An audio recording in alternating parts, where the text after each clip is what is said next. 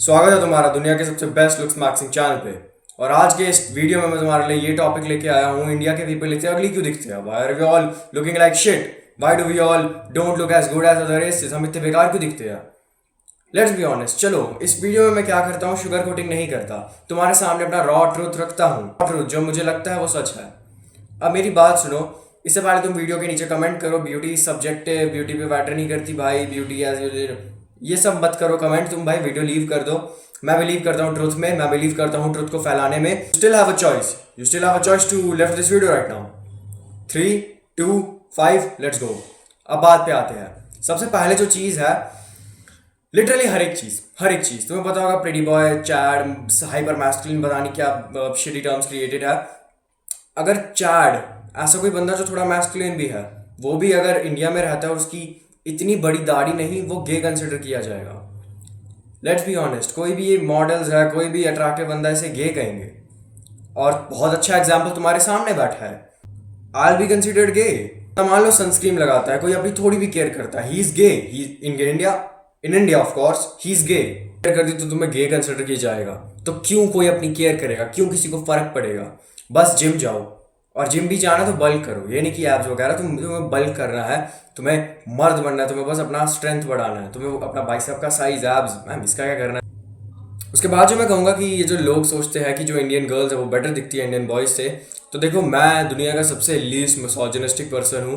मैं, तुम्हें पता होगा, तुम मेरा चैनल देखते हो, मुझे तुम्हें पता है, मैं भाई बहुत बड़ा दिल है मेरा। मैं बोल दूँ, इंडियन गर्ल्स उतनी अट्रैक्टिव दिखती है जितने इंडियन बॉयज़ दिखते हैं। There is not a big gap. तुम अगर सबसे ब्यूटीफुल इंडियन एक्ट्रेसेस ले लो, कौन है? ऐश्वर्या रॉय। और फिर सबसे ब्यूटीफुल इंडियन मैन ले लो, कौन है? ऋतिक रोशन। तो अगर तुम कंपेयर करो कि ना, ऐसा तो नहीं है कि इंडियन बॉयज़ ज़्यादा ही अगले दिखते हैं और इंडियन गर्ल्स बहुत अच्छी दिखती है। It can't be like that. दोनों मेड है। तो इसलिए अगर तुम इंडिया में हो भी तो तुम्हें लगेगा नहीं उतना कि तुम अगली हो, बिकॉज तुम्हें कौन चाहिए? तुम्हें जो चाहिए वो भी उसी रेट पे है, वो भी उसी रेट पे है जिस रेट पे तुम हो। उसके बाद जो मैं बोलूँगा, इंडियन की कल्चरल ब्यूटी बहुत ही शेड है। Yes, I am not trying to offend you. मैं अभी की बात कर रहा हूँ, मैं उस टाइम की बात नहीं कर रहा जब हम वैदिक पीरियड में थे, जब हमारी खुद की प्राइड थी। उस टाइम की बात नहीं कर रहा, मैं अभी की टाइम बात कर रहा हूँ। हम सब की ब्यूटी स्टैंडर्ड जो हमारे घर वाले हमारे सेट करते हैं कि तुम्हें फूला हुआ होना चाहिए, तुम्हारी दाढ़ी होनी चाहिए, तुम लंबे भी होने चाहिए, उतने लंबे नहीं होने चाहिए, और बाल छोटे होने चाहिए। जब ऐसे सारे स्टैंडर्ड्स होते हैं कल्चरल ब्यूटी में, तो you will of course look shit. तुम अच्छे कैसे दिखोगे?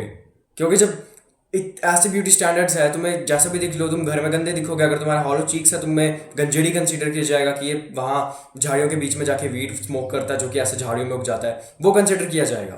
क्योंकि क्या, जो छेनी, गुटखा, पान मसाला, जो भी ये चीज़ें हैं, इसे खा के लोगों की जॉ लाइन बनती है। और ऑफकोर्स तुम्हारी जॉ भी होगी इंडिया में, कहेंगे है गुटखा खाता है, जॉ है। ऐसी शेड जब इंडिया में है, कोई अपने आप को इंप्रूव करने की ट्राई क्यों करेगा? लाइक तुम्हें पता होगा, अभी एक बंदा पॉपुलर जा रहा है, दानिश देहन। इनफैक्ट मैं उसे बिल्कुल हेट नहीं करता, लेकिन उसके लोग छपरी बोल रहे हैं। इनफैक्ट वो उतना अच्छा दिखता है कि he is considered attractive, he had abs, वो फेशियली एक अच्छा बंदा था और अपने दिल से भी एक अच्छा बंदा था, but he would be considered a छपरी बाय इंडियन सोसाइटी, क्योंकि ये लोग खुद तो अच्छे नहीं दिखते और ये चाहते भी नहीं बाकी लोग अच्छे। उसके बाद मैं बोलूँगा शिट न्यूट्रिशन। न्यूट्रिशन सबसे घटिया डाइट है हमारी डाइट इतनी बेकार है, इससे घटिया डाइट कभी दिख ही नहीं सकती हमें।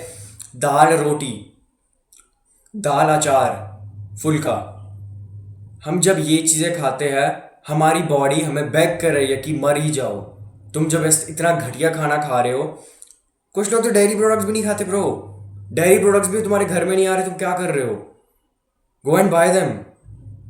तुम वीगन बने बैठे हो, यू आर ऑलरेडी फक। तुम्हारे पास उतने पैसे नहीं तुम वल्टी माइटामिन्स खरीद पाओ। नहीं यार, मैं डेफिशिएंसी से ही मरूंगा यार, लेकिन मैं एक जानवर को नहीं मार सकता।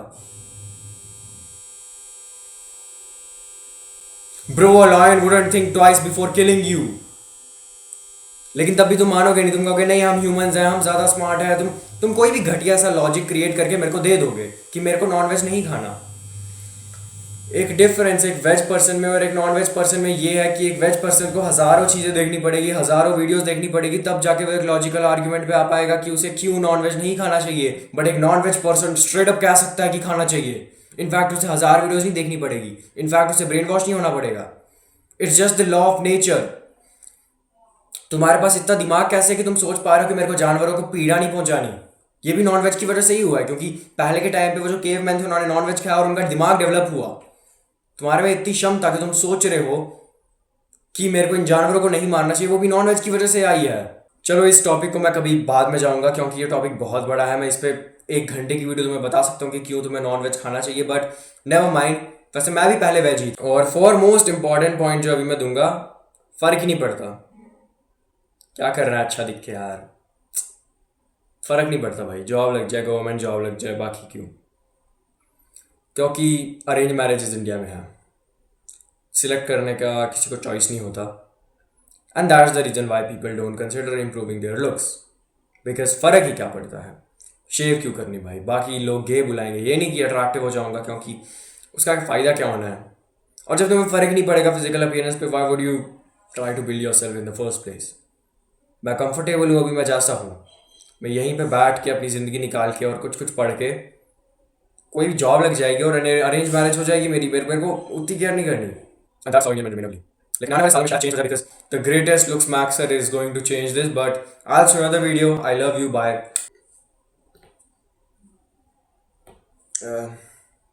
Bye bye.